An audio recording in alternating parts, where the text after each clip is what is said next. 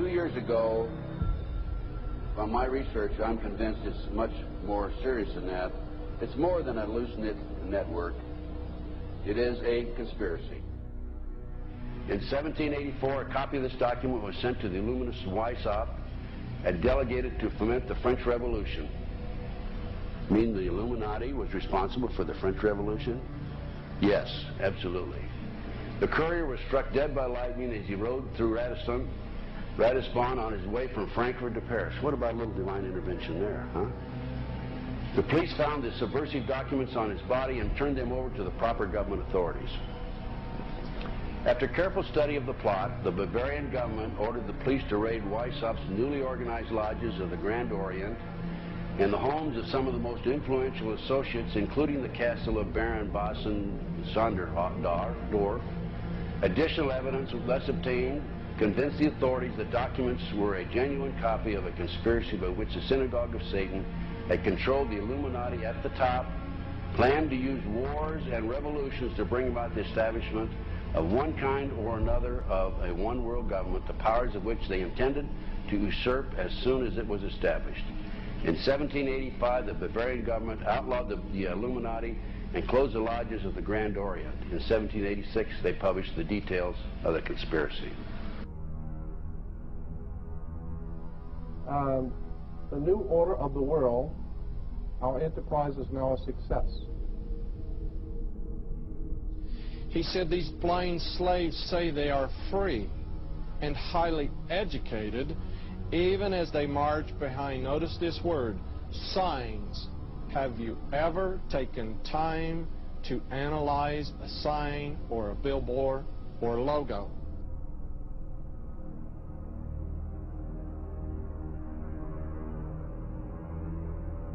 We'll start up here. In 1784, an act of God placed the Bavarian government in possession of evidence which proved the existence of the continuing Luciferian conspiracy. This explains the previous 9 pages, goes into it in detail. We don't have time to do it completely.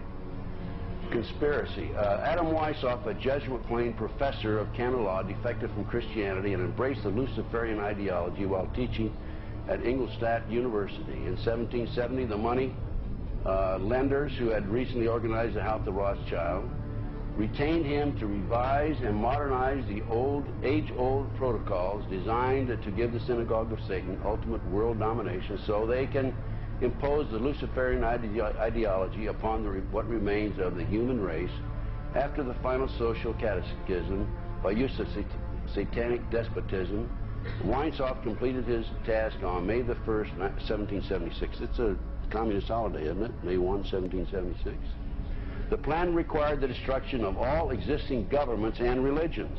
In 1776, Weishaupt organized the Illuminati to put the plot into execution. The word Illuminati is derived from Lucifer and means holders of the light.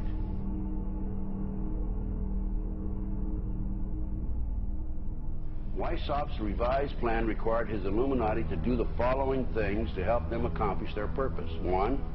Use monetary and sex bribery to obtain control of people already occupying positions in high places in the various levels of all governments and other fields of human endeavor. Once an influential person had fallen for the lies, deceits, and temptations of the Illuminati, they were to be held in bondage by application of political and other forms of blackmail and threats of financial ruin, public exposure, and physical harm, and even death to themselves and their loved ones. Number 12. Told those present that they must use their wealth to have candidates chosen to public office who would be obedient to their demands and would be used as pawns in the game by the men behind the scenes. The advisors will have been bred, reared, and trained from childhood to rule the affairs of the world. Number 13, control the press. Number 16, infiltrate into the secret Freemasonry to be used for their purposes.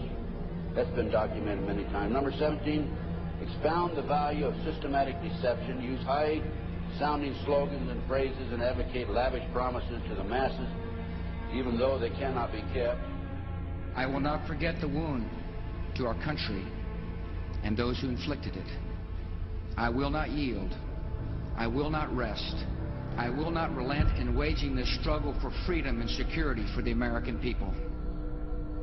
So I don't know where he is. Nor do, you know, I just don't spend that much time on him. We will not tire, we will not falter, and we will not fail.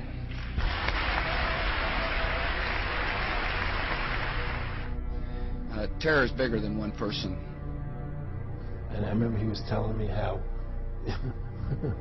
how you're gonna see soldiers looking in caves for people in Afghanistan and Pakistan and all these places, and there's going to be this war on terror, of which there's no real enemy. Who knows if he's hiding in some cave or not? We hadn't heard from him in a long time. Operation Northwoods, the plan called for innocent people to be shot on American streets. This is the Pentagon. For boats carrying refugees fleeing Cuba to be sunk on the high seas. For a wave of violent terrorism to be launched in Washington, D.C., Miami, and elsewhere. People would be framed for bombings they did not commit. Planes would be hijacked using phony evidence, all of which would be blamed on Castro to justify an invasion of Cuba 40 years ago. An aircraft at Elgin Air Force Base would be painted and numbered as an exact duplicate for a civil registered aircraft belonging to a CIA proprietary organization in the Miami area. At a designate time, the duplicate would be substituted for the actual civil aircraft and would be loaded with selected passengers, all boarded under carefully prepared aliases. The actual registered aircraft would be converted into a drone, remote controlled plane, their word for it. Takeoff times of the drone aircraft and the actual aircraft would be scheduled to allow a rendezvous south of Florida. I mean, he's been tested unlike any other president. This 9/11.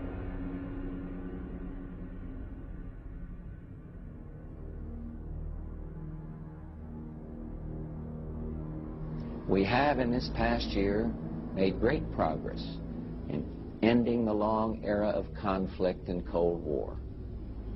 We have before us the opportunity to forge for ourselves and for future generations a new world order, a world where the rule of law, not the law of the jungle, governs the conduct of nations.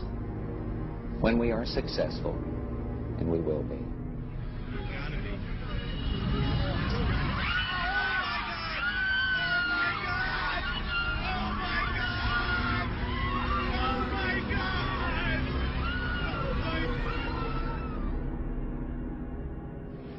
He argued that the use of any and all means to reach their final goal was justified on the grounds that the ruler who governed by the moral code was not a skilled politician because he left himself vulnerable and is in unsuitable position to his throne. He said, those who wish to rule must have recourse to cunning and to make-believe because great national qualities like frankness and honesty are vices in politics. Fellow citizens will meet violence with patient justice, assured of the rightness of our cause, and confident of the victories to come. In all that lies before us, may God grant us wisdom, and may He watch over the United States of America.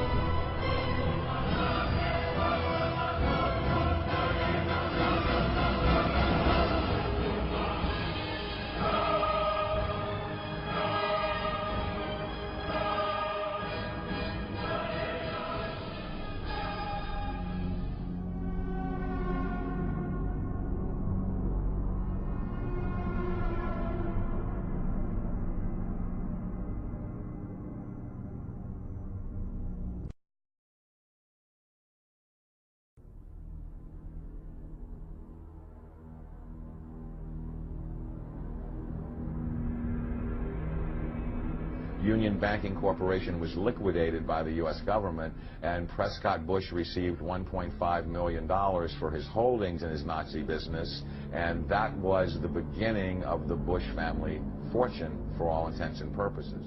George Bush takes his inspiration from what he learned in Skull and Bones and from the Thule Society that Hitler and Goebbels and Goring cut their teeth in, Bohemian Grove, these evil organizations that perpetrate the ugly things that these criminals are doing to this country for which they must be held accountable.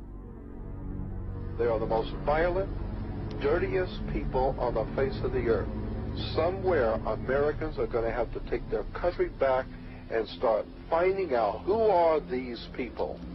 Who are these people we call our representatives? The Bushes. George Bush, the president, his father, went around the country talking about a new world order.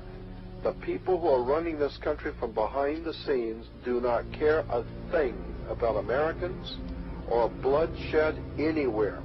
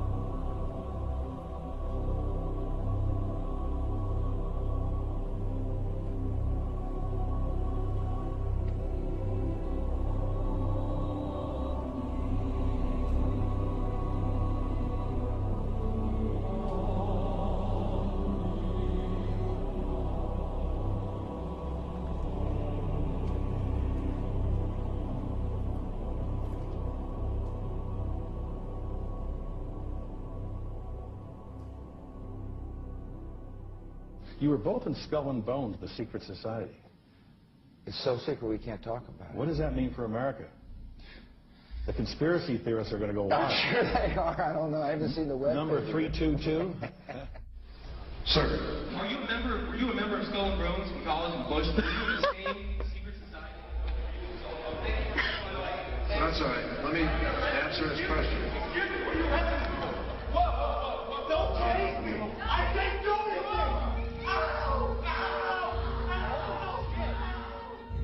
And what you're looking at here, staggeringly, is a group of people, some of the most famous people in America, in long gowns.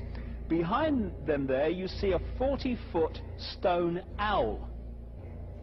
And there's the fire between them, next to the lake at Bohemian Grove. Now, one might wonder, understandably, why the people that run the banking, political, economic system and the media in America should be dressed in long robes, doing a ceremony to a 40-foot stone owl. I think we should be told. No doubt you'll be hearing about all the differences between John Kerry and George W. Bush. But we've discovered they do have something in common. During their respective college days at Yale, they both belonged to a group called Skull and Bones. He's come pretty close. She was part of a team that successfully recorded part of the initiation ceremony that takes place in the tomb's courtyard. Okay, you have the doorway here. Yeah. Okay, then to the right you have a hedge, and then you have an evergreen tree. If you follow that line straight back, courtyard's in there. Okay. So that's where they have the ceremonies in the outdoor part of it. Part of it was indoors, so we only got to see the outdoor part. Right. We only got to and to listen to the outdoor part. God only knows what went on indoors. And what did you hear? What was it you know? You managed to get this unique it was disgusting. It was gross. I mean, they were pretending to murder people. And what was the tone of it, though? Was it jokey, or was it quite... No, it wasn't jokey at all. It was sick. It's about the only way I can describe it. It was sick.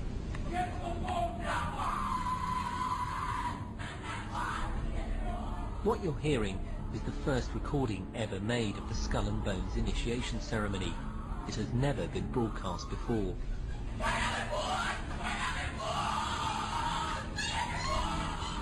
15 new members of the club are being introduced into the macabre rituals of Skull and Bones by the senior students who are about to graduate. The club has what some might see as a strange fascination with death, skulls and bones. There's the chants too, difficult to hear first of all, but including the devil equals death, and death equals death.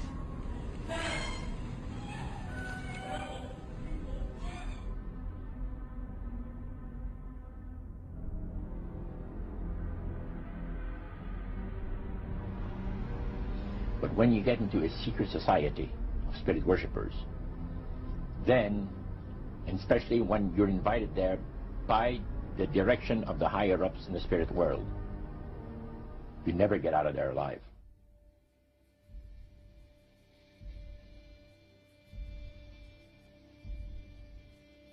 And he told us, he says, look, we worship spirits. We worship Lucifer and all his angels. They're just as beautiful as they did before they were cast out of heaven. He says there was a misunderstanding in the whole thing. He says among the inhabitants of the galaxies. And he says our master was misunderstood. And they always praise the great master, Satan, as a super intelligent being that he is, beautiful to behold. And if he ever appears to you, you won't be able to look upon him because it'll be too bright.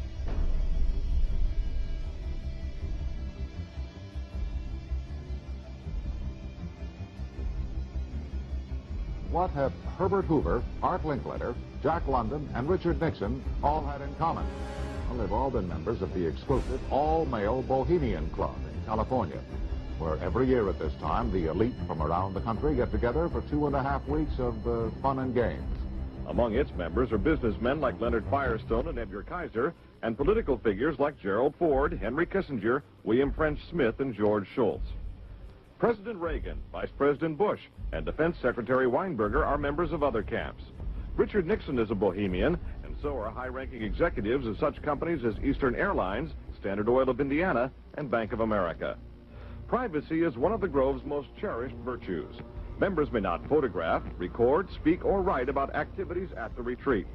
While many public officials are Grove members, the press is a distinctly unwelcome guest. We're from ABC News. Well, get back there, then. Get back there. Can we talk to somebody in the... Get back there. You see, for over 120-plus years in Northern California, in Sonoma County, on a 2,700-acre secluded redwood grove, leaders from around the world, prime ministers, chancellors, presidents, governors, again, the heads of industry, banking, academia, the media, Hollywood, travel there to engage in bizarre, ancient Canaanite, Luciferian, Babylon mystery religion ceremonies. We were inside 4 hours. That's only one day out of the 2 weeks that they meet there for the admitted Summer Fire Festival of the Bohemian Club.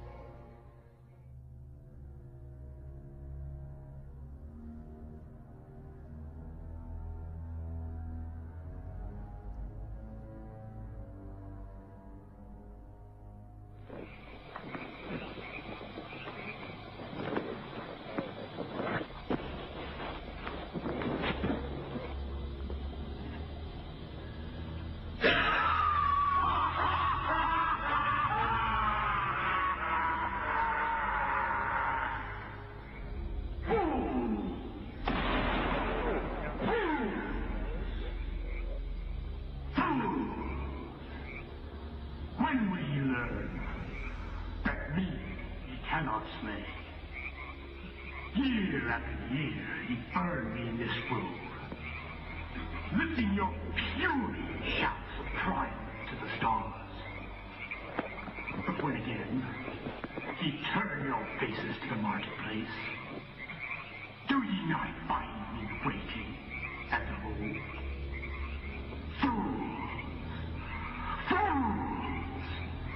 Fools to dream ye conquer care. Thou mocking spirit, it is not all the truth. We know thou waitest for us, year after year within this happy grove. Our fellowship bans thee for a space.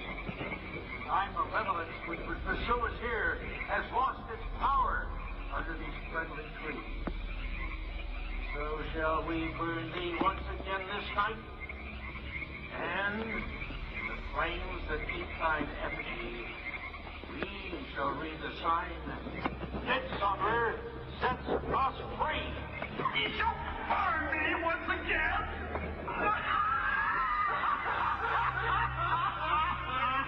Now but these flames, which hither ye have brought from regions where I reign, ye fools and priests,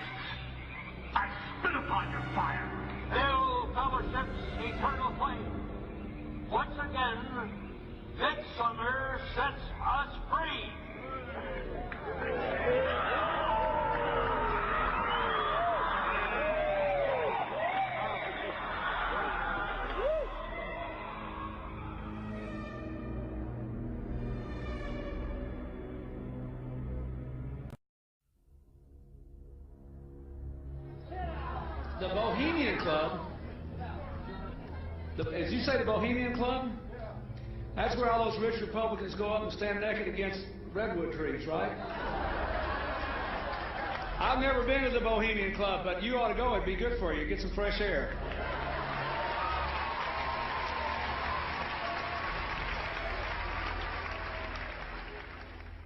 One last question. I read a Washington Times article many years ago where you had a comment about the organization, and then now it's been in the Wall Street Journal, it's been in a lot of different newspapers, and that's the Bohemian Grove. And back in, what was it, 1996, when you joined as a Clinton advisor, the Republicans were criticizing you, oh, what about Bohemian Grove? And then you countered them by saying, hey, I don't run around in the woods naked. What did that mean? Here is the before-mentioned Washington Times article where he said, I didn't run around naked like they do. I don't know what quote you're referring to. I'm not aware of any quote like that. Listen, I am a happy member of the Bohemian Grove. I like the folks who come there, and it's really inappropriate for me to talk about the group beyond that. Thank you. Have you been there for the ceremony with the cremation of care? Frankly, I don't think that's something I need to talk to you about. Really? That's right. Well, I'm Alex Jones, and I snuck in there in 2000. I'm the guy that blew it wide open and got the video. It's been on national TV. Well, I disrespect you for that. You do? I do.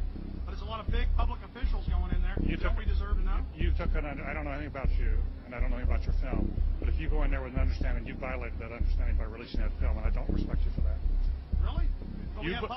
I'm sorry. You took an understanding when you went in there that you would not do that film. And did you have an understanding when you went in there? No. Did you crash it?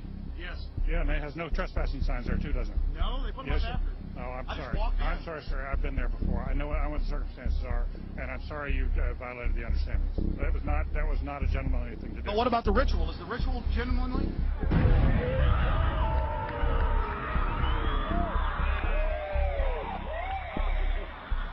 Sir, everything. I don't owe you this comment. This is what's called ambush journalism, and I disrespect you for that as well. So thank you and goodbye. The ritual? That's none of your damn business.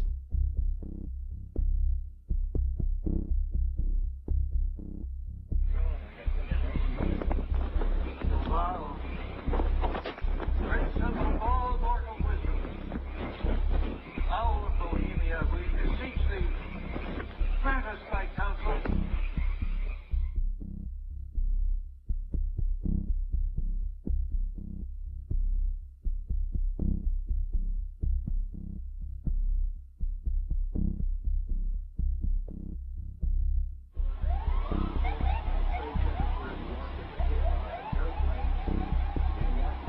Oh my God! Oh my God!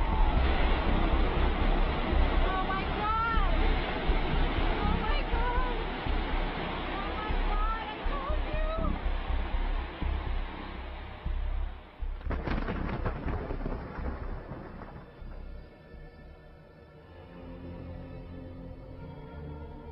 Today our nation saw evil, the very worst of human nature.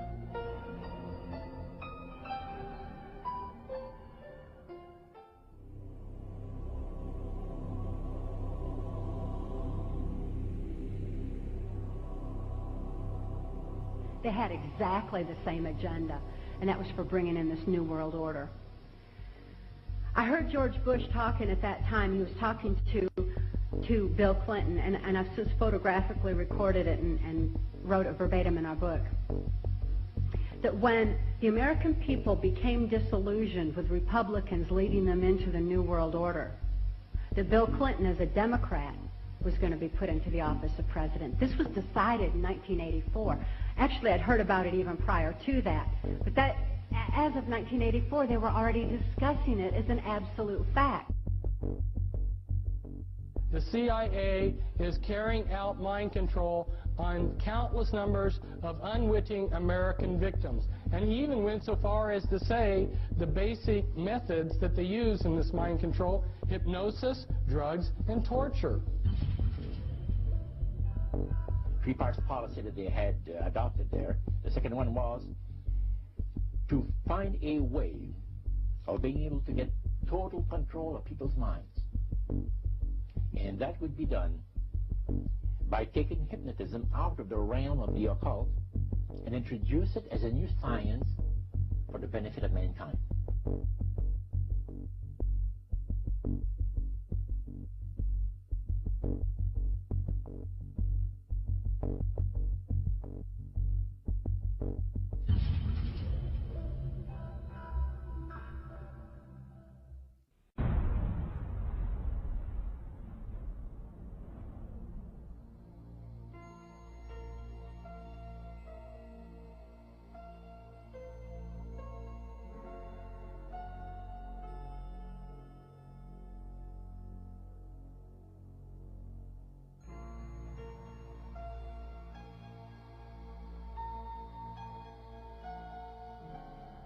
Reflecting a policy of genocide either against the Tibetan people themselves or against their culture.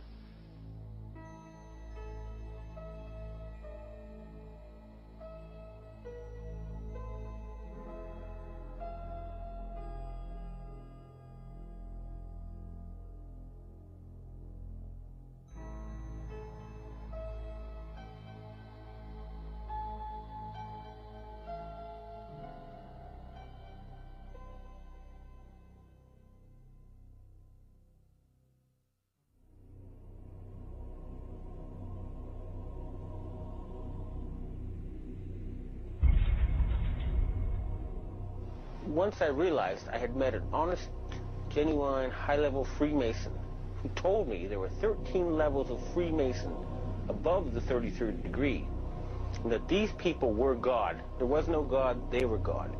So I asked them about their plans to kill people, and they said, yes, there are too many people on the planet. We need to get rid of several billion, and war doesn't seem to work, so we're going to use disease and starvation.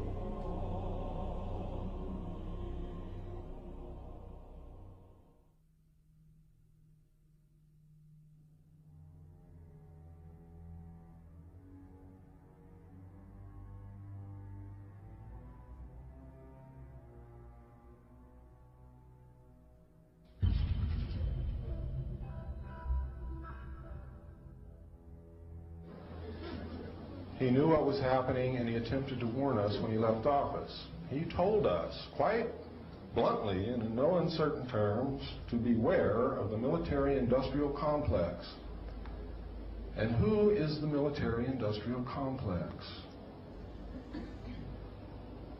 It is the members of the Council on Foreign Relations, and since the inception of the Trilateral Commission as well.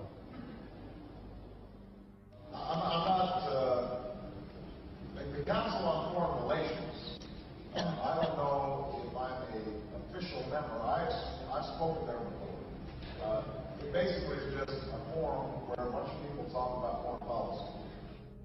Was made up of the Executive Committee of the Council on Foreign Relations. Now, it is extremely significant that you understand that the first 6 members from the government, along with President Eisenhower, were also members and longtime members of the Council on Foreign Relations. They believed in that organization. They believed in its goals, which was one world government.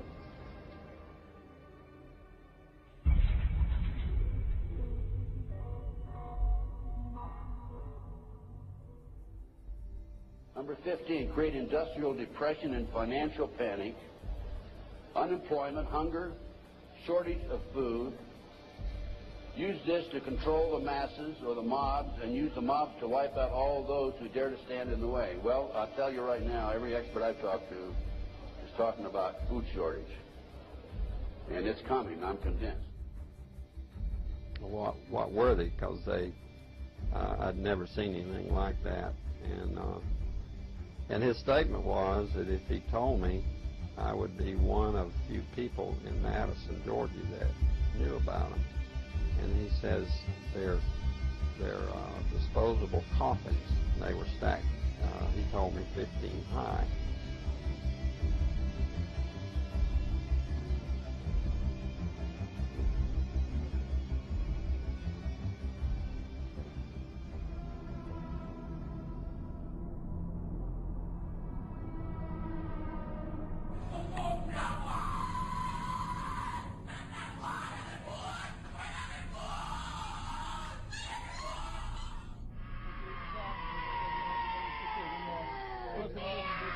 Anticristo, Anticristo, Anticristo. Ecco, ecco.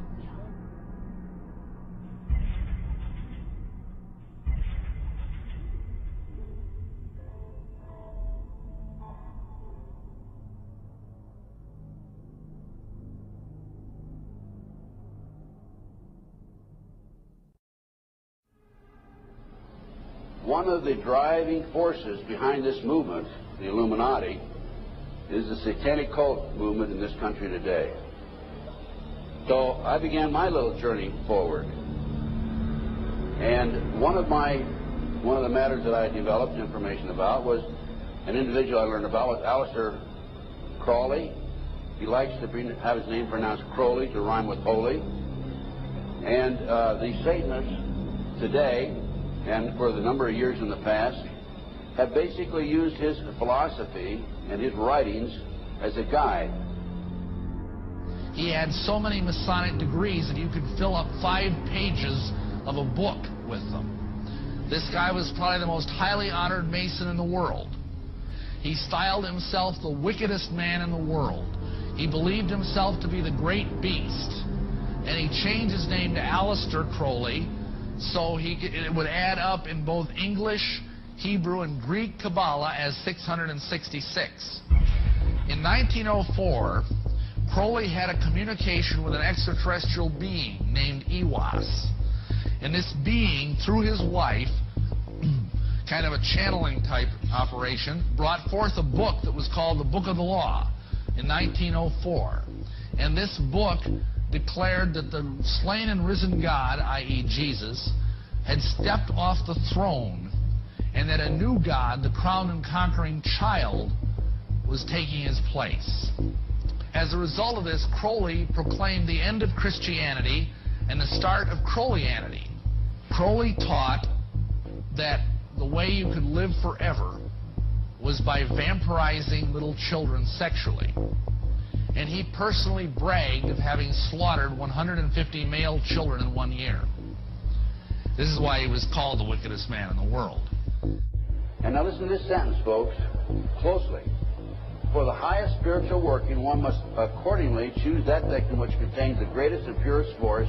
A male child of perfect innocence and high intelligence is the most satisfactory and suitable system. We're talking about human sacrifices.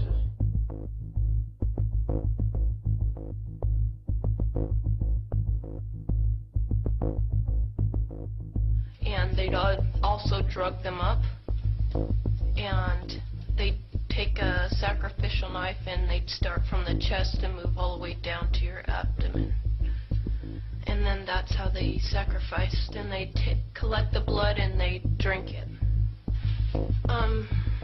When the mid-September through mid-November, they sacrifice babies, and nothing but babies, because they need the pure blood of the untainted children. And I didn't understand what it was like. I can't believe I'm seeing this every year of my life.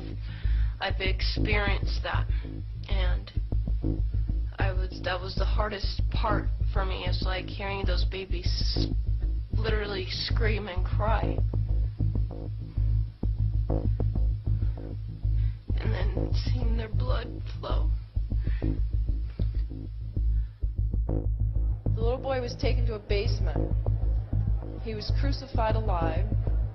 First he was skinned. Why is it that no one knows this? Because there's Satanists in the police force and also in the government, the army. They're everywhere. They're even on the council of the representatives of the United States also. And they're silenced because this is not being exposed, because they don't want it to be exposed, because they're really good at lying and hiding things. Rebecca, what happens to the people that want to come out of Satanism? They get killed. They get followed. They get taken. They get sacrificed in front of the congregation of the Satanic Church. Why? Because they know too much information about the Satanists and who their names and places of where they keep the people underground, and they just know too much information. There's no, it's like being in a gang or in a mafia. You don't get out alive without consequences.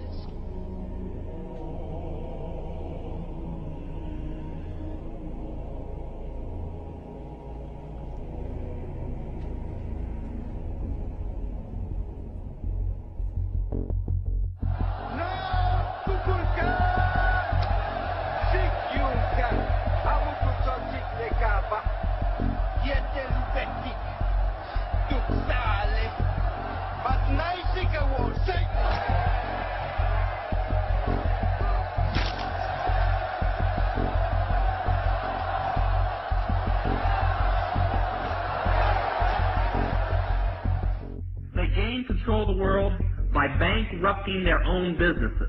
The Illuminati owns most, I would say 99 9/10 of the stores that you walk into and shop and the gas stations you go to. And they are going to destroy them on purpose. And the idea of taking over is to bankrupt the whole world where nothing is of any value and the currency does not exist anywhere, and then come back and solve all the problems.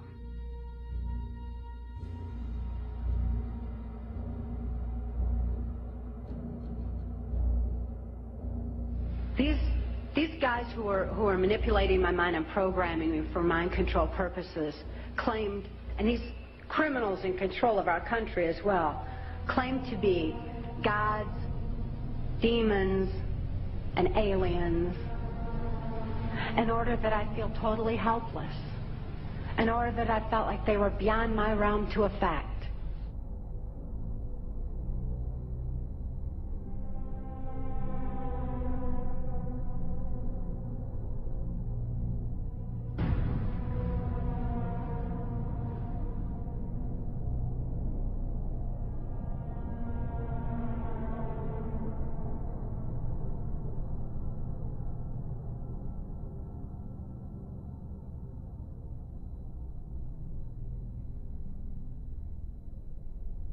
Why do they keep the aliens in a Faraday-shielded environment?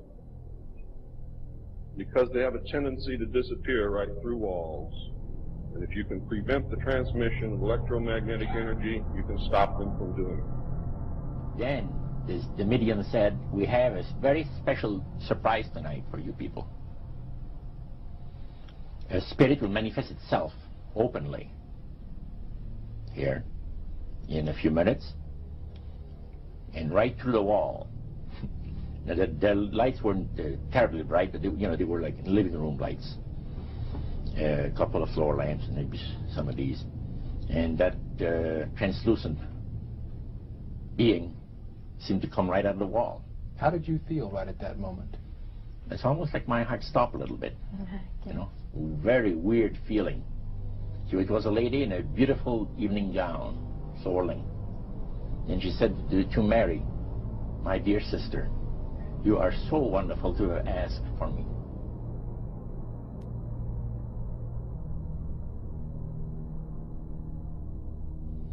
So, he said the supposed spirits of the dead that you're talking with are demon spirits. They're fallen angels. They're beautiful beings. Just set it out, just like that. Oh, yeah. It didn't make you uneasy when he said they were... Well, it shocked you a little bit, you know, something that you first hear mentioned to you. He said, you guys have got a great future ahead of you. Because we've been told, the high priest of our society, secret society, has been told that the master has very special plans for you too. Now, what did he mean by the master?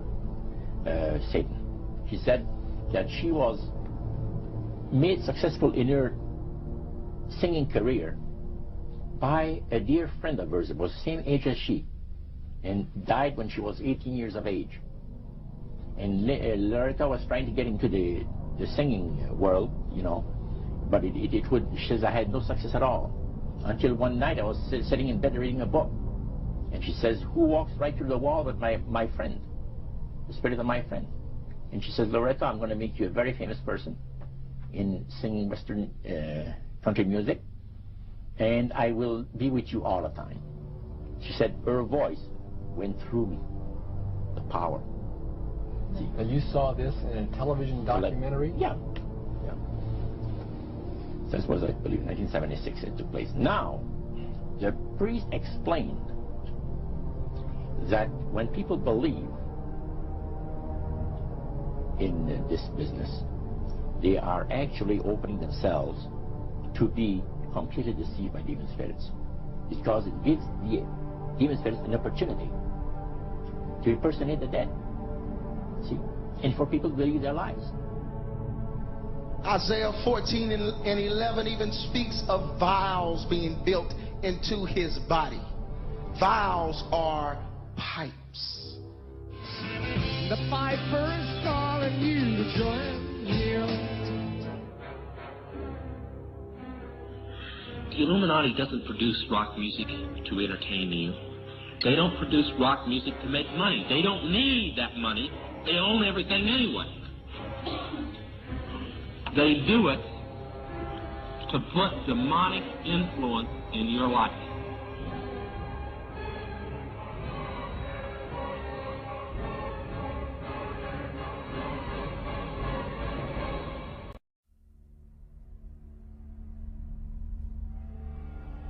Prominent men, meeting in secret, who directed the course of civilization, are recorded in the writings of all people. The oldest is the Brotherhood of the Snake, also called the Brotherhood of the Dragon, and it still exists under many different names. The Brotherhood of the Snake is devoted to guarding the secrets of the ages and to the recognition of Lucifer as the one and only true God. If you do not believe in God, Lucifer, or Satan, you must understand that there are great masses of people who do. And their beliefs and actions based upon those beliefs will affect me. The important fact to remember is that the leaders of both the right and the left are a small, hard core of men who have been and still are Illuminists or members of the Brotherhood. They may have been or may be members of the Christian or Jewish religion, but that is only to further their own ends.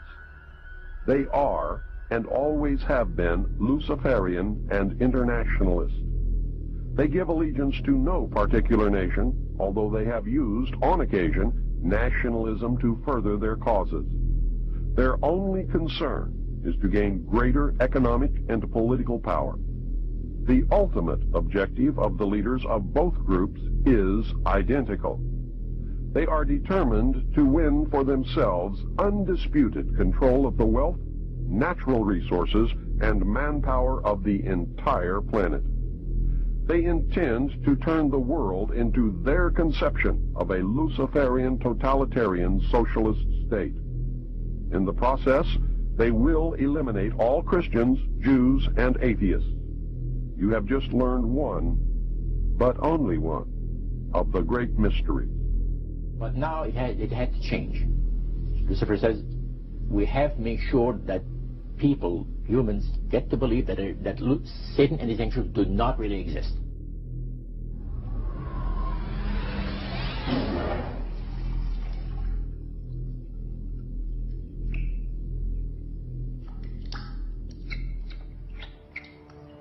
That's what they're trying to do. They're trying to disconnect us from multidimensional infinity so that we don't see the world from that perspective, and therefore see through the illusion and see through the nonsense and see through the lies.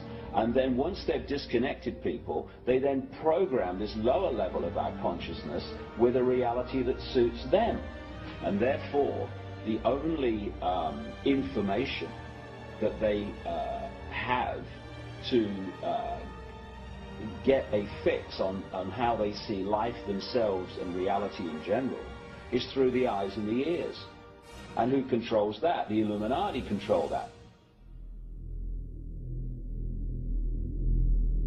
They're trying to disconnect us from multidimensional infinities, and then once they've disconnected people, they then program this lower level of our consciousness with a reality that suits them.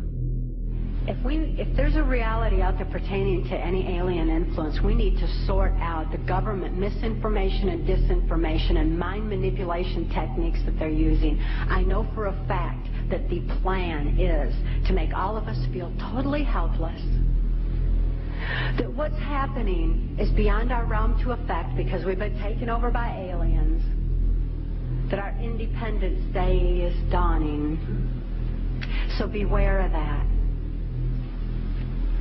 Understand that those criminals have been keeping information and technology from us under their blanket of national security. They are 25 years ahead of us at least. They're way ahead. So when they say, it's aliens, and they show us some incredible technology, don't fall into the trap of feeling totally helpless, that this is beyond our realm to affect. Superstition begins where knowledge leaves off. And they have been keeping knowledge from us for a long time. People have all kinds of belief systems. And I'm sure each and every one of you has various and different belief systems as well. I'm not saying that there's no such thing as aliens. That would be foolish of me to even say anything like that at all. But what I am saying is that it was my experience that these were people claiming to be aliens. Some people in this world are about to destroy the sovereignty of nations, take away our Bill of Rights. The UFO thing is integrally tied into this in some way. I'm not exactly sure how, but if extraterrestrials are real, then they're controlling everything, believe me.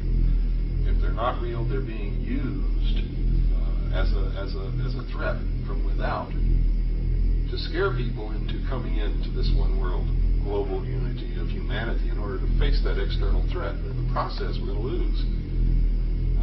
The ordinary man will lose. You need to understand, disinformation is deliberate deceit to hide other things. And so there's so much of that. And some of it is surprisingly well-sponsored disinformation. I'm going to sum up this talk and mention an overview of the alien agenda. The alien agenda is really decimate the planet, to take the remaining human subjects as slaves, and the aliens would use this planet for their own needs. My question I'd like to ask is this. If the aliens have a 1,200 IQ, can speak all these languages, and are so powerful, what prevents them from just taking over? Well, it's a good question. We're an alien species to them, and our germs have a tendency to kill them. They're also a dying race, and they're in far worse condition than anybody with the worst case of terminal cancer. They are in need of us to some degree. And some of it is surprisingly well-sponsored disinformation.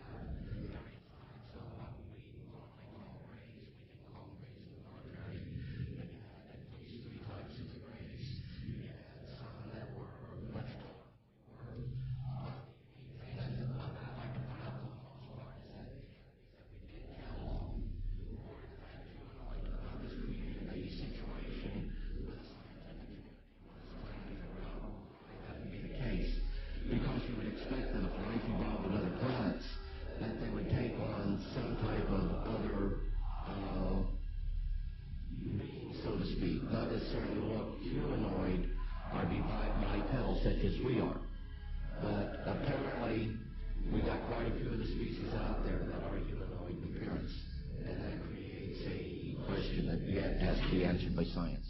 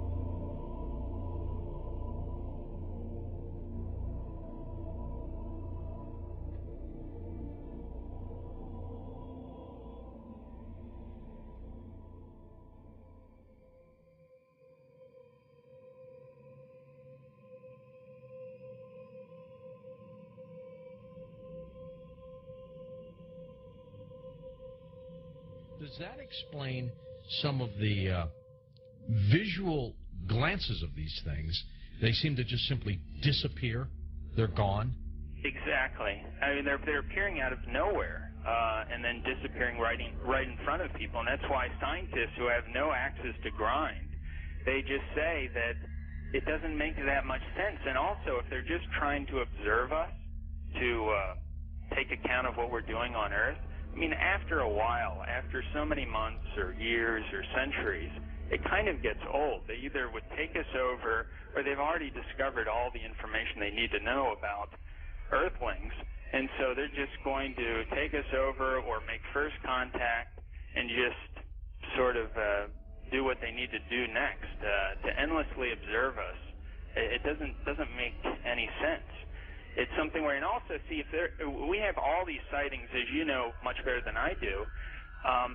Where are they landing? We don't see them getting out to get anything to drink or to eat. We don't see them.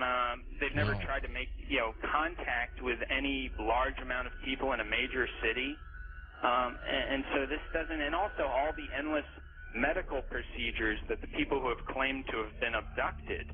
Why the endless medical procedures? I mean, if we're talking about such an advanced race of alien beings, they don't need to do that over and over and over again.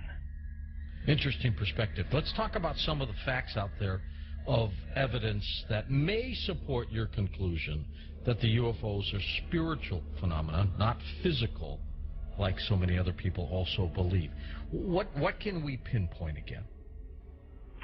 Well, again, it's something where you cannot have a material or a physical being penetrating the ground, penetrating the water, appearing in front of people, then disappearing instantly, and then also changing colors, sometimes only when they're accelerating, with every color in the spectrum has been recorded. Many UFOs coming and making one UFO breaking apart and then going into multiple UFOs. It doesn't make sense. And then not only just that, but to get into the fact of how far they're traveling and the speed that they would have to travel, and just the other problems with cosmic dust and traveling at the speed of light, and then running into those bits of cosmic dust, the explosions that would be created, the amount of energy that would be consumed and traveling from these distances. Just all those kinds of things really scream out that you're dealing with a spiritual phenomenon, not a material or physical phenomenon. There does seem to be a deception here, because I've always wondered, my gosh, if they're that benevolent, if they're that understanding of humankind, make yourself available. That's why some of these other scientists have said that they seem to be trying to set people up to deceive them as if they are aliens, but the facts just say that they can't be that there's something else. It doesn't make any sense, and there's something else, a psychological deception that's going on here. And many of these scientists say, I don't know what it is, but we've concluded that it's got to be that. It's got to be something bigger is going on here than just them trying to show people that, yes, here's a UFO that you're seeing now, we are aliens, that there's got to be something else going on here, on top of the fact that the characteristics of them show that they just cannot be some material or physical craft. Do you think humans are involved in the deception? I'm losing my voice here. I gotta pop it back. As far as I think there have been deliberate hoaxes that have been perpetrated, and it's an interesting statement. I mean, there are many that could be quoted, but Gordon Creighton, who I know you know of him, probably, who died in 2003, he made this statement in the British journal Flying Saucer Review. He said, quote, "There seems to be no evidence yet that any of these craft or beings originate from outer space."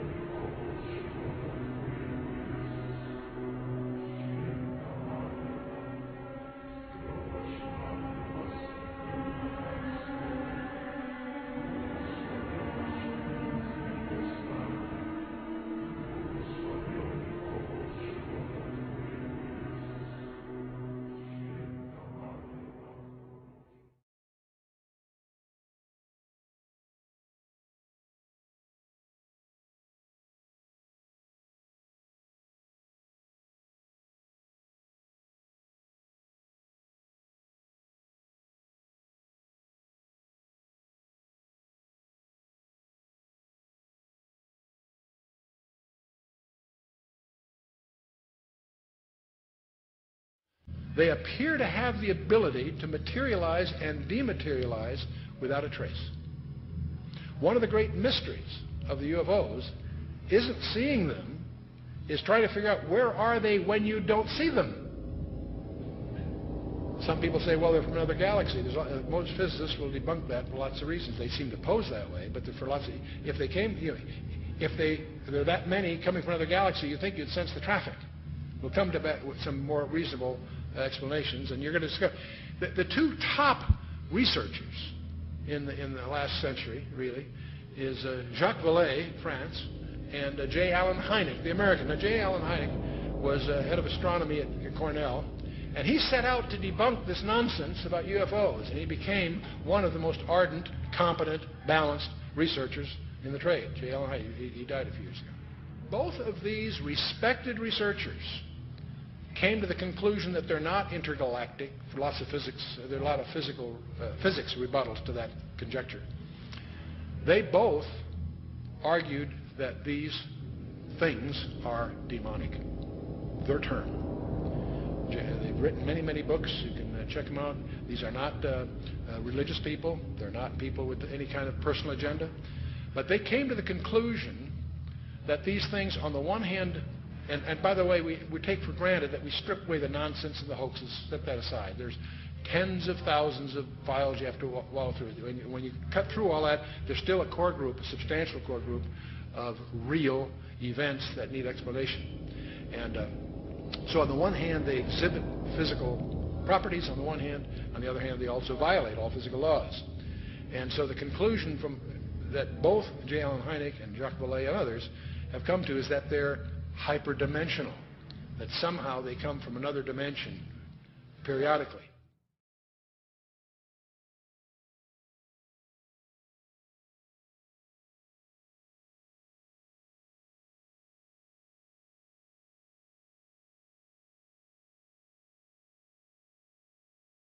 Both of them came to the conclusion that these creatures are hyperdimensional.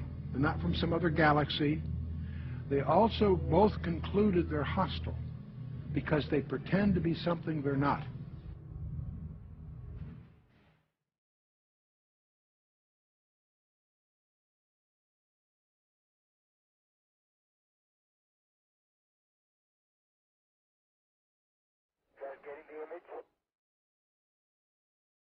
Franklin, we see a long line, a couple of star-like things, and a lot of things swimming in the foreground. Can you describe what you're seeing? Well, the long line is a tether, and there's a little bit of debris that kind of flies with us, and it's illuminated by the sun at such a low angle. So there's a lot of stray light, and it's getting washed out quickly, but Claude is trying to do a quick, good job here adjusting the cameras. It wasn't until a few years ago that I really started to get into researching all this information, looking at, going through thousands of pages of information about UFOs that just confirmed, what I had already believed about this phenomenon. That I believe the evidence clearly points that they are, in fact, demons. And, there are others, Brother Michael, who are now beginning to believe that as well. So you're not out there all by yourself anymore. So these demons would make them then spiritual phenomenon, I would take it, right? Yeah, I think when you look at it, there's certain characteristics that everyone will agree has been seen and demonstrated also by these UFOs, such as they penetrate the ground, they penetrate water, they disappear in front of people, they appear right in front of people. One person will see a UFO and the person next to them will not see the UFO. They change colors, sometimes only one accelerating. They change shape, they change size. Many people have made the comment that they seem like they're alive almost. And so these are all characteristics of something that's not a physical or material being or construction. It's got to be something that's a spiritual phenomenon with those kinds of characteristics.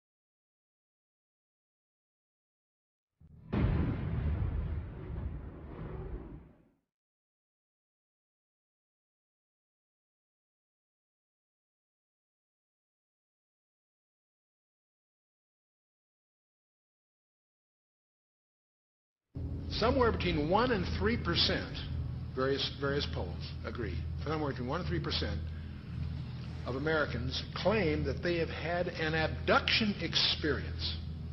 That's over 5 million people, or in that neighborhood. Not a few thousand deranged people, not a few, disaffected. This is, we'll talk a little more about this. This is a very, very disturbing phenomenon in the counseling profession. Now, part of the problem of the UFOs is they have some paradoxical behavior. On the one hand, they're seen by multiple competent witnesses. They are plotted on radar, sometimes multiple radars simultaneously. They leave tangible traces on the ground, sometimes radiation, evidence of burning and other things. So they are apparently real in the sense of being physical, on the one hand. There are photographs. Sometimes they show up on photographs, sometimes they don't. But here's the problem. While they seem to be tangible on the one hand, they exhibit behavior that can't possibly be physical. They can go in excess of 6,000 miles per hour without sonic booms. So what on earth does that mean? I'd like to know how they do that trick. They've been plotted making right-angle turns at over 16,000 miles an hour. That defies the laws of physics. That's now perhaps the most disturbing thing of all. They appear to have the ability to materialize and dematerialize without a trace. In his book, Secrets of the UFOs, ufologist Don Elkins made the following observation. I have found that some people can achieve the contact phenomenon simply by being hypnotized, and the same general message permeates over 90% of the millions of words received by thousands of people around the world. No one knows what hypnosis is. No one knows what goes on in the mind. It's an altered state of consciousness like yogis and witch doctors have been practicing. It loosens the normal connection between your spirit and your brain, and of course if the hypnotist can control you, make all kinds of suggestions, make you think things are happening that are not happening, make you think you have powers that you don't, experiences that you haven't, even implant memories. Other beings, if there are other minds out there, they could also do the same thing.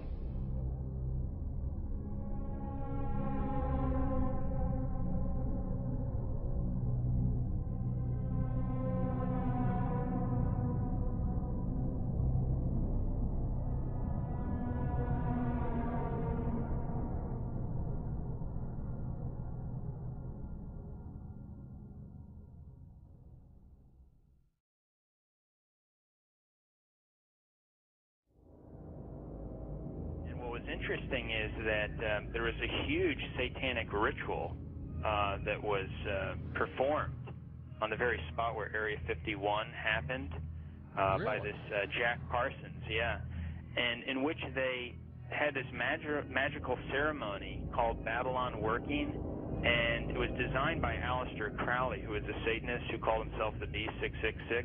Yes. And the purpose of this series of magical ceremonies, which was performed on the spot of Area 51, where it's now located, was to unseal an interdimensional gateway, they said. And so this, they hoped, would allow other entities known as the, quote, old ones, access to our space-time continuum. And this witness said that he saw Jack Parsons rip a hole in space-time there, and he said that something evil flew in. And one other interesting point is that Aleister Crowley, who was a Satanist, who called himself the B666, as I just mentioned, he claimed to have contact with some kind of alien named Lamb. And this Lamb, he drew a picture of this alien that he was in contact, receiving messages from this being. And the picture that he drew of this alien, it's a striking resemblance to the common gray ET drawing.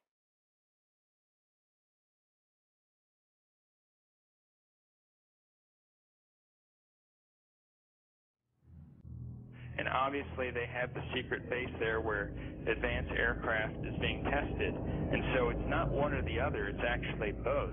And what's interesting is this fellow Jack Parsons, who was the main person involved in the satanic ritual, he was involved in creating some of the most advanced technological stuff that we have right now in rocket propulsion systems. He was even involved with a lot of stuff that NASA does. They even named a crater on the moon. It's called the Parsons Crater. It was named after Jack Parsons. Right. So you see all the connections here. You know, I've long believed that if there is satanic activity on this planet, and I believe there is, if they are in constant communication with these demons, or even if they conjure them up, Brother Michael, is it possible they do with their rituals and things like that?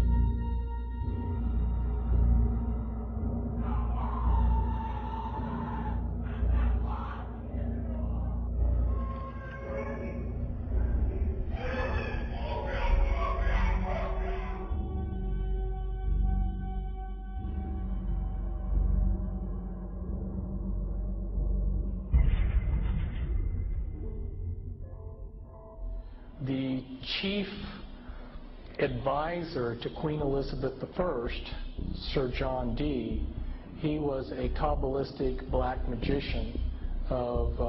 He had gone to the continent and learned from the top Jewish Kabbalists black magic, and he was the chief advisor in the British Empire.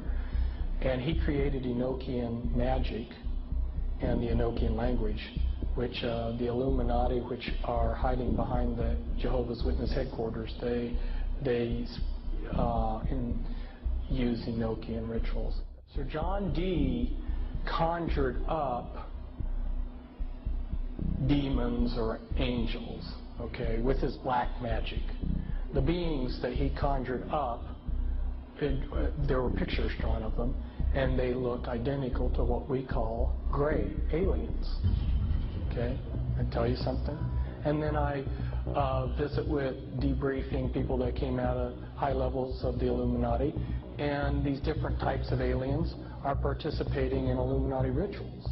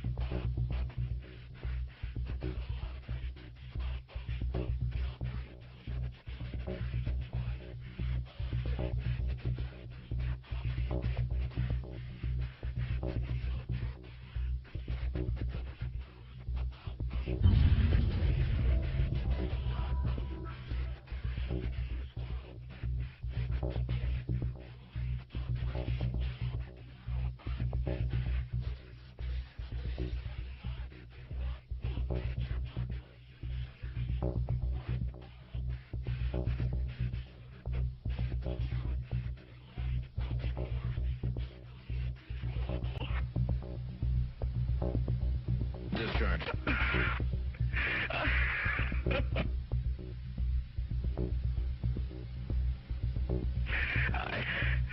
I started getting...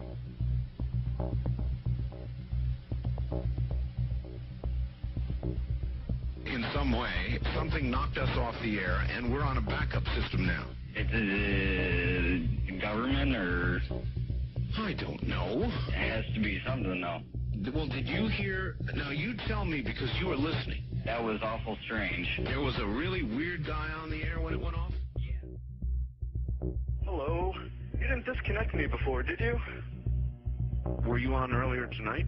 No, not, towards the end of the last hour, you said, east of the Rockies, you're on the air, and your voice was immediately replaced by the operator saying your party has not connected. Oh, well, see, as you can now tell, I don't screen calls. So what happened, obviously, was that I answered the phone just at the very instant that you had been ringing, as long as they were going to let you ring. Yeah. And so that occurs, obviously. Sometimes I go to a line and it's dead and nobody's there, and that's what's happened. You know, we just were on the cusp there. Anyway, I'm glad you made it back through. Yeah, you got all my paranoia buttons running. I always get very nervous when I call you. I'm Brian. I hung up on you last week. I see. And I just figured, damn the torpedoes. I'll just do this and let the chips fall where they will. All right. Everybody, I am the Area 51 caller. That's my statement, and let you or whatever tear it apart. You claim you're the Area 51 caller? I am the man. How do you account for the fact, Area 51 caller, that part of the way through your spiel, the satellite went down? I have no idea, and it scared the heebie-jeebies out of me that night.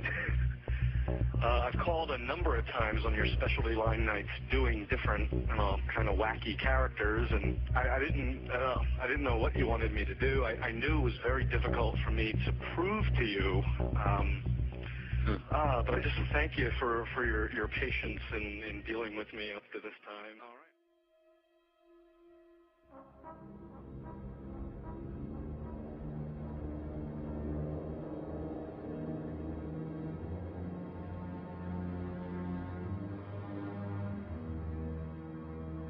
Perhaps we need some outside universal threat. I occasionally think how quickly our differences worldwide would vanish if we were facing an alien threat from outside this world. And yet, I ask you, is not an alien force already among us? What could be more alien to the universal aspirations of our peoples than war?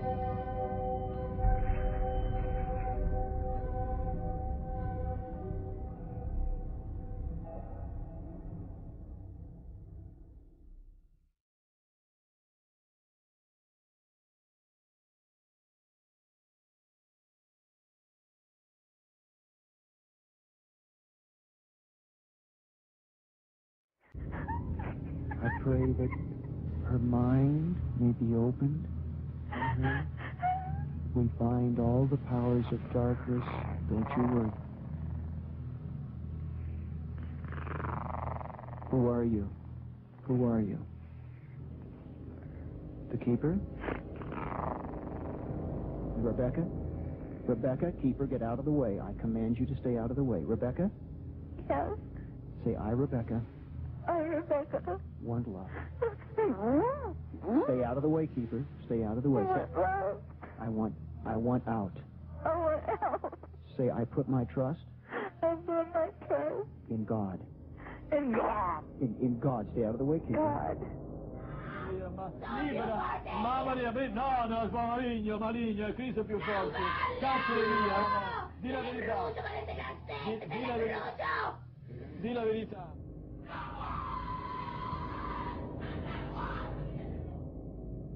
So what they're doing, in effect, is using the secret society network they've set up to manipulate these bodies into power, but in doing so, they're putting themselves into power because they're controlling the mental and emotional processes of these vehicles.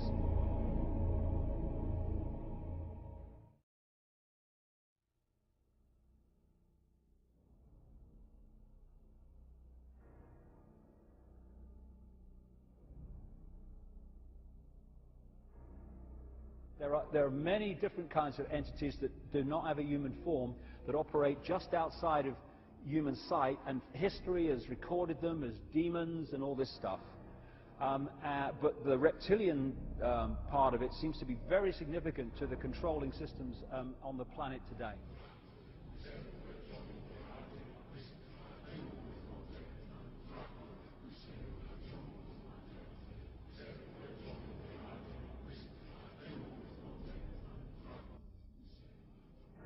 Today, there's a lot of genetic experiments and Nephilim being created that are hybrids, and This is a very important part of what the Illuminati is doing, and they have been intermarrying with what the public calls aliens.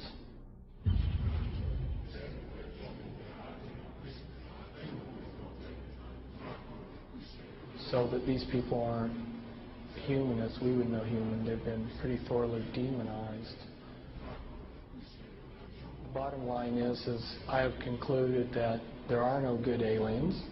The aliens are demons, and we've got a mixture going on of demons and flesh and blood, and we've also got other genetic experiments.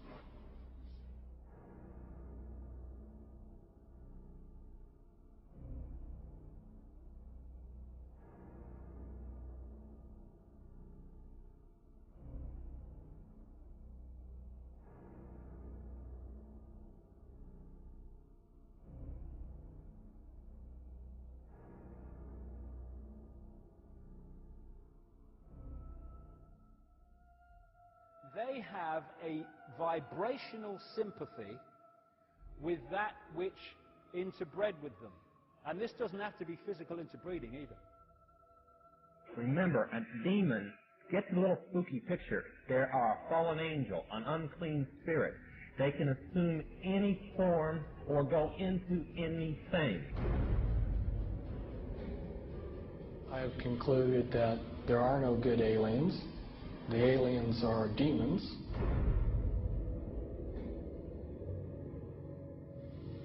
We can establish through this testimony that these objects of extraterrestrial origin have been tracked on radar going thousands of miles per hour, stopping and making right-hand turns. That they use anti-gravity propulsion systems, which we have already figured out how they work. That extraterrestrial life forms have been retrieved, and their vehicles have been taken and studied thoroughly for at least 50 years.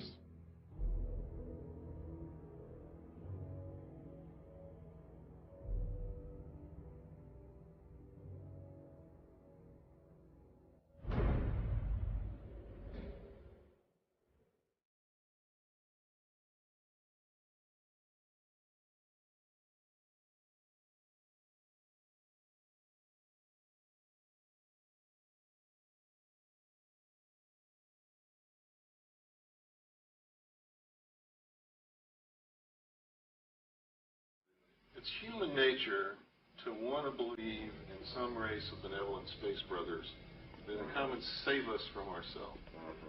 But it's not logical, and you can't make it work any way you look at it. This grand plan is going to take people are going to eat the stuff. Because it says spirits, demon spirits, will declare themselves to be inhabitants of far distant planets in the galaxies that are coming to warn the inhabitants of planet Earth of the impending destruction of the planet unless something seriously proper is done to avoid it.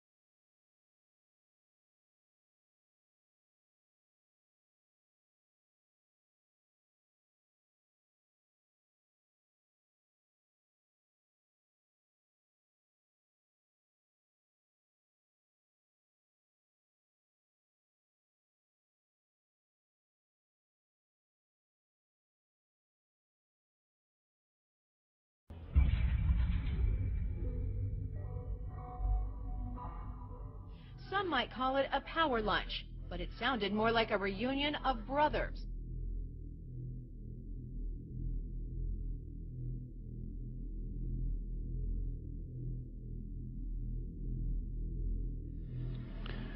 The Illuminati were to obtain control of the press and all other agencies which distribute information to the public. News and information was to be slanted so the Goyams would come to believe that a one world government is the only solution to our many and varied problems. Their plot, their plans, their conspiracy remains invisible. The whole agenda is to create a one world government where everybody has an RFID chip implanted in them. All money is to be in those chips, right? There'll be no more cash. And this is getting me straight from Rockefeller himself. This is what they want to accomplish.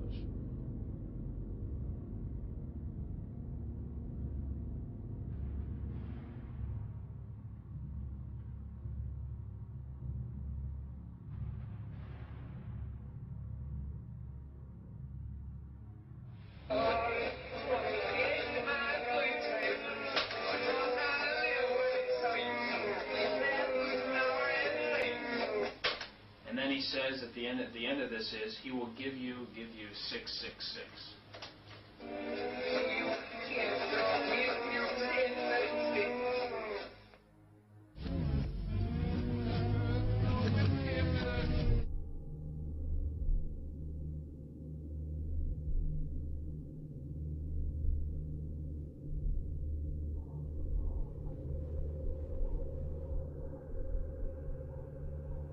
Behind them is a cult of evil, which seeks to harm the innocent and thrives on human suffering.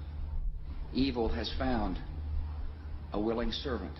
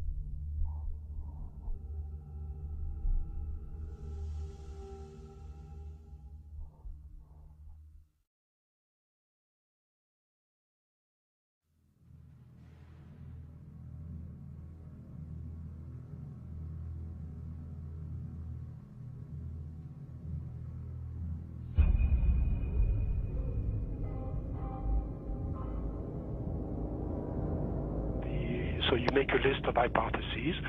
This is obviously not a natural phenomenon, and the extraterrestrial explanation seemed to be the best one. Why shouldn't we know that there's got to be life throughout the universe? So why shouldn't it be able to come here, especially since there must be civilizations there that are thousands, if not millions of years ahead of us? But then as you get more and more data, you realize that's not what the witnesses are describing.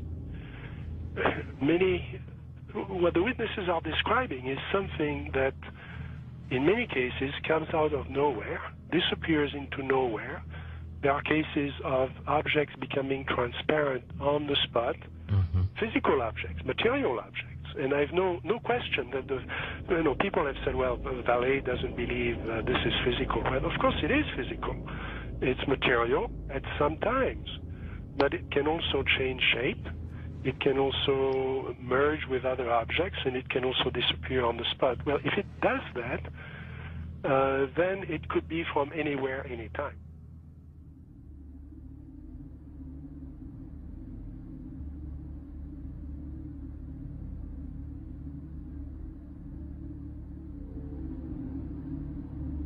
We always try to, to discredit the old legends, trying to say, no, these people were crazy, they thought everything was possible.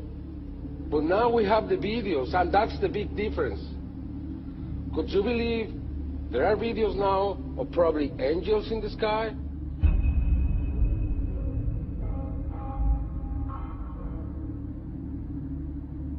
And then I started looking at some of the things that didn't fit. And one of the things that I had to ask is, when did this actually start? Every UFO book starts with, on June 24, 1947, Kenneth Arnold saw something about Ukrainians. Well, that's not really true. I mean, we have data from the 30s and the 20s and from 1896 and 1897 all over the United States, and then you can go back in history. And many people don't want to hear that. They want to hear that this is, if you follow the first level extraterrestrial theory, then ETs, discovered us when the atom bomb went off and they came here to study us. Well, that's not what the data says.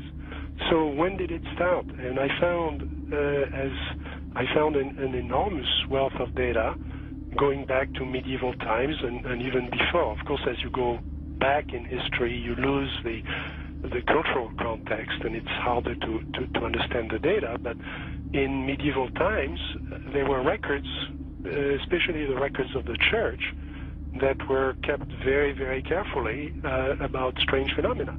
The skeptics are always saying, well, give us your best case and we'll take it apart. There is no such thing as one best case in any field. You have to look at an accumulation of cases and look for patterns, and then that's how the phenomenon reveals itself to you.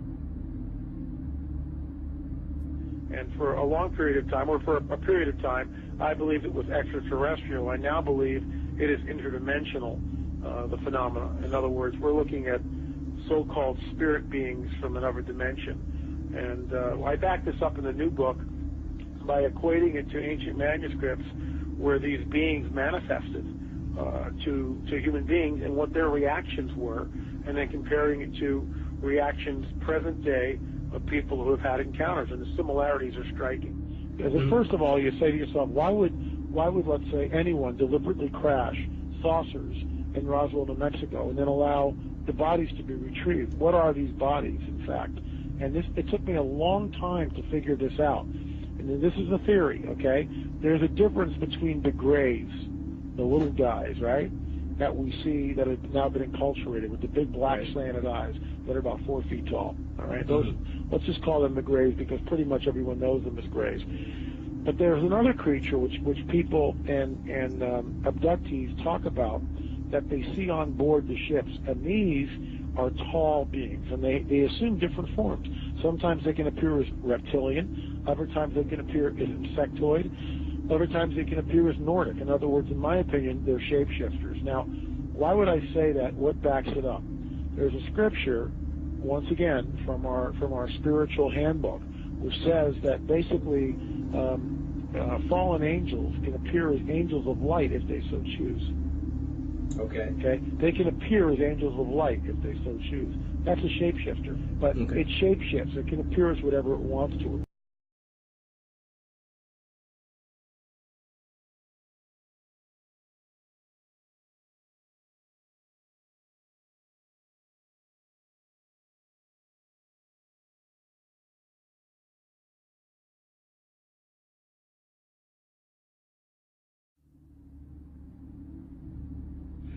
I believe that many of us were shown these documents over the years so that later we would talk about it. I mean, how can you keep the existence of extraterrestrials, if they were real, a secret? And how could anyone keep quiet knowing that they had seen documentation, official government documents labeled top secret, that expressed that these extraterrestrials were real and had visited this earth? I wanted to know just how true all of this was, and I began a program of research to find out if extraterrestrials were real. What I discovered was amazing. What I discovered, ladies and gentlemen, is that there has been a plan in existence to create an artificial extraterrestrial threat to this earth in order to create a one-world totalitarian socialist government. all the bombardment of the public with movies about flying saucers in the 50s, right after the United Nations Treaty was signed and the UN Participation Act was pushed through Congress, and all of the incidents since that have convinced the majority of the American people that flying saucers are real and extraterrestrials exist, and that flying saucers are from an extraterrestrial origin. This is being promulgated in many ways, by television commercials, in the movies, in the newspapers, by creating incidents either real or imagined.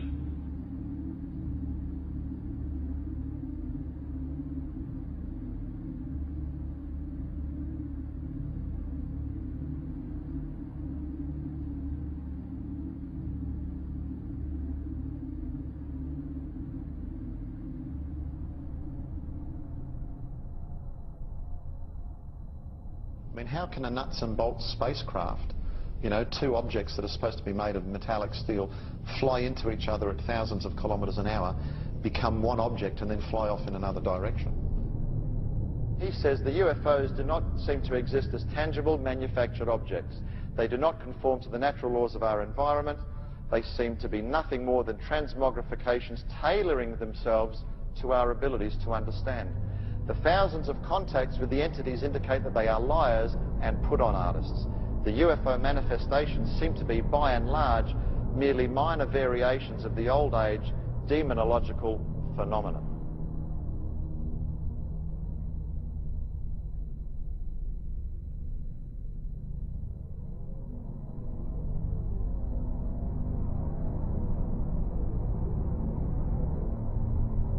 And again, the researchers will show you that the messages being received are deceptive in nature. They will tell you things like, well, you know, we've come from Venus or Mars in the 60s. That was the messages. Well, we now know that's impossible. Now they say they come from Sirius or Orion or Zeta Reticuli or somewhere far off, where we can't test those claims. And that's the problem. And some of the stories they've told us, like that, we know to be demonstrably not true. And if someone comes to you, Chris, and tells you a story and does all these things and says, I'm here to help you, but then does brutal things to you and then lies to you, then I don't think trust is a good place to start.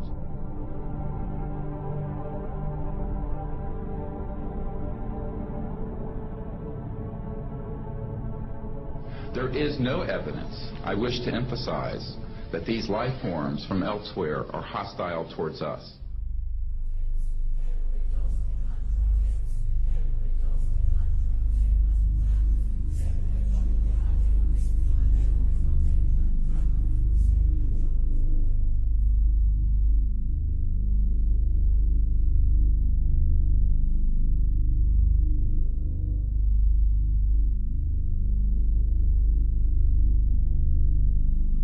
Way to implement a plan to bring about a one-world government than to create the possibility in the minds of the people of the world that we are being threatened from some other species, from some other planet, and do it in a way that if anybody questions it or challenged it or wants to talk about it publicly, that they are ridiculed.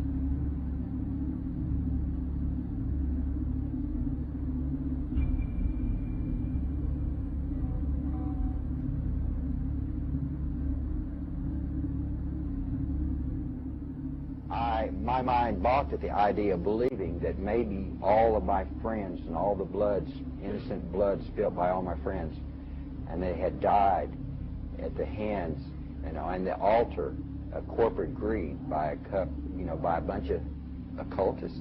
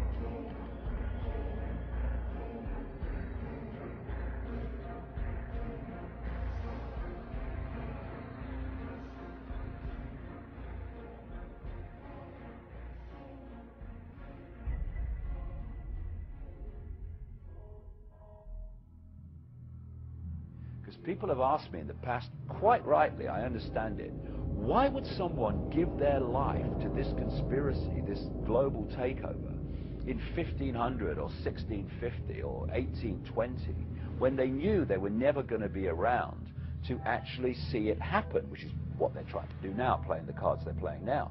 The answer to that is they were just vehicles. These entities are the common force passing through history.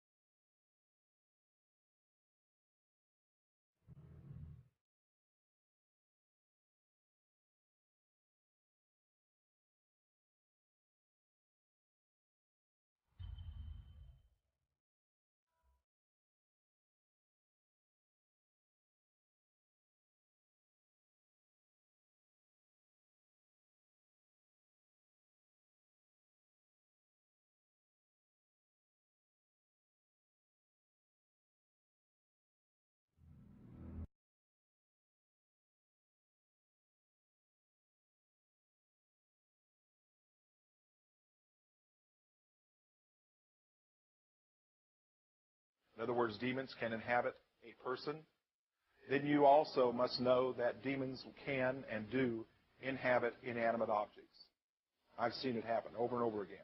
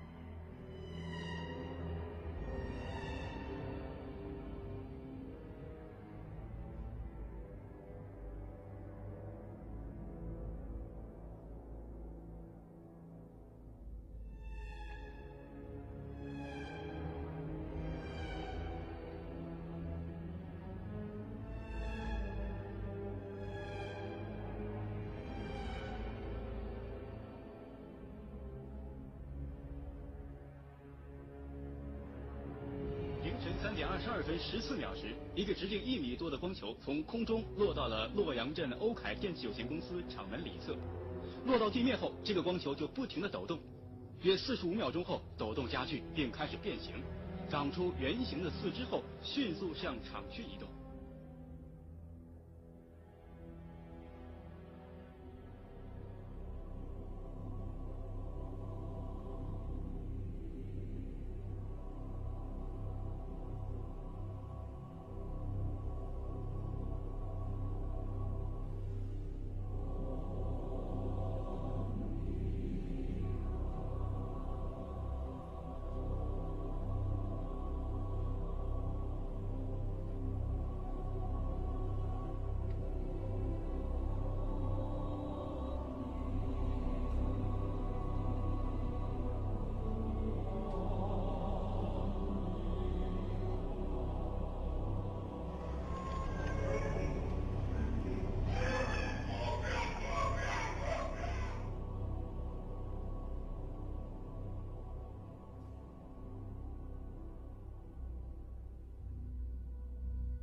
And said you're going to see guys going into caves looking for looking for people that they're never going to find. You know, he was laughing about the fact that you have this war on terror. There's no real enemy. He's talking about how by having this war on terror, you can never win it because it's an eternal war. And so you can always keep taking people's liberties away. And I said, how are you going to convince people that this war is real? He said, but the media. The media can convince everybody it's real. I mean, you know, it's just that you keep talking about things, you keep saying it over and over and over again, and eventually people believe it. Our war on terror begins with Al-Qaeda, but it does not end there. Multiple intelligence estimates have warned that Al-Qaeda is actively planning attacks on the United States homeland from its safe haven in Pakistan.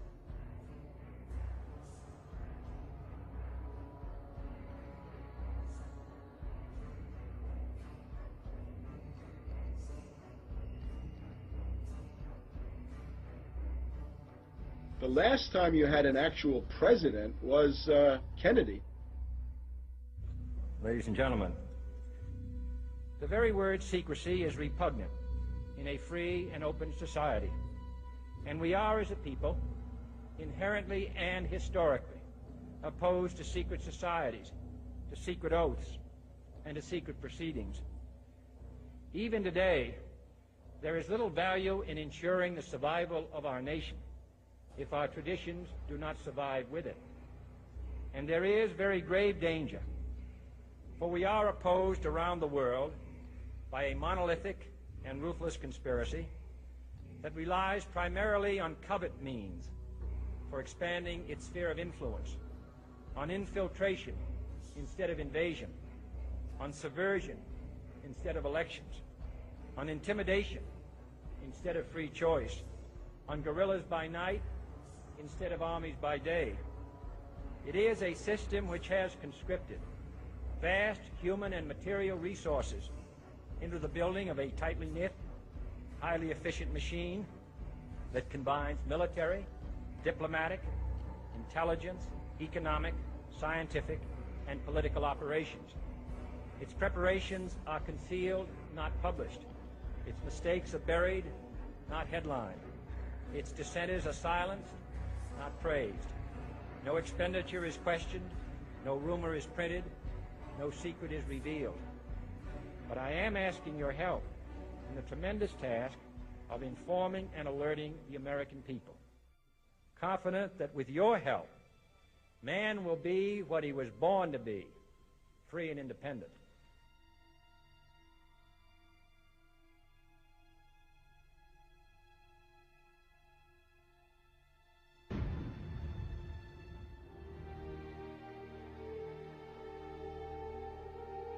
For I have complete confidence